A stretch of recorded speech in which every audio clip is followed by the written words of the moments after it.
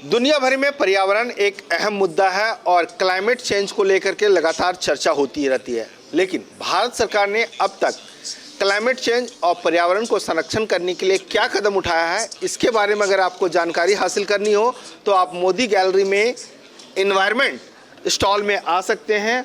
और यहाँ आप देखिए कि किस तरह से हमने स्मार्ट सिटी की बात हो, सोलर पैनल की बात हो, हाइड्रो पावर विंडशील्ड की बात हो, या बाघों का किस तरह से हमने संरक्षण किया, उनके लिए क्या कदम उठाए, जंगल को बचाने के लिए हमारी सरकार ने क्या किया, इसके बारे में एक एक करके डिटेल से जानकारी दी गई है।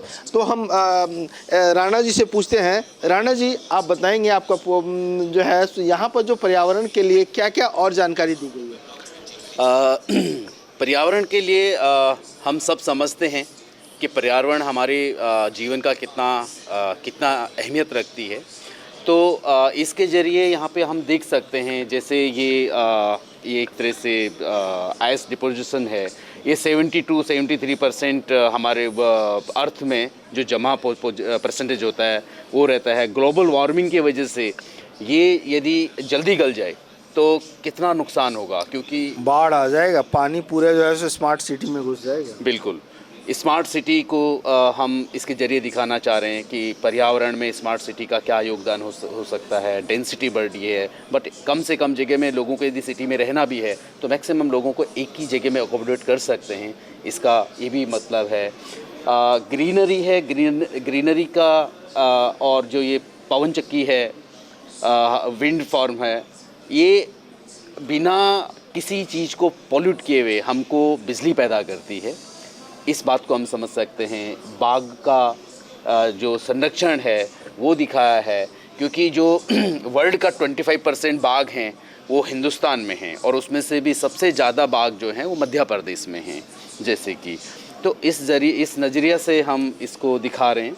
और दोनों तरीके से जो मैंने बताया, जैसे ये विंड फार्म है, पवन चक्की है, तो यहाँ से जो बिजली पैदा होता है वो बिना किसी चीज़ को पोल्यूशन किए हुए हमें बिजली पैदा करती है। एक ये बात मैं बताना चाह रहा था। बाकी ग्लोबल वार्मिंग जो है अपने आप में एक बहुत मुश्किल करते जा रही है, और वो हम लोग अपनी गलतियों को समझ नहीं पा रहे हैं।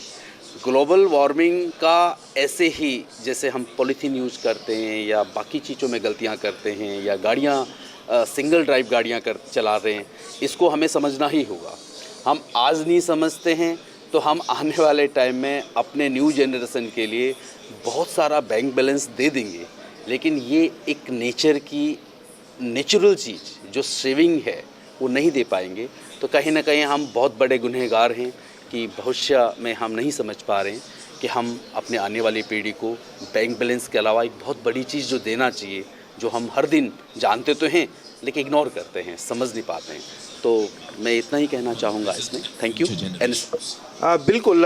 तो एसएन राणा जो बता रहे थे कि किस तरह से पर्यावरण को हमने बचाने के लिए कदम उठाए हैं, उसकी जानकारी यहाँ पर दी गई है। कैमरा पर्सन अवधेश चौरसिया के साथ Manohar Kesari, India News, Delhi. For more such videos, subscribe to the NewsX YouTube channel, hit the bell icon.